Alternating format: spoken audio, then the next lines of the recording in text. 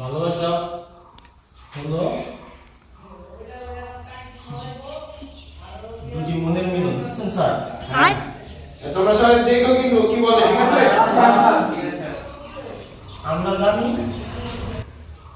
এক মন সমান 40 কেজি, 2 গুণ 40 সমান সমান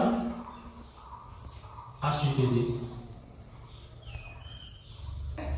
অতএব ভালোবাসার ওজন হলো স্যার 80 কেজি। 80 কেজি। এক মন যদি 40 কেজি হয়, তাহলে দুটি মনে ভালোবাসা, তাহলে ভালোবাসার ওজন স্যার 80 কেজি। ঠিক আছে না স্যার? এটা কি হইলো? তোরা কি হইলো? কয়টা হইলো? দুটি মন স্যার তো ভালোবাসা।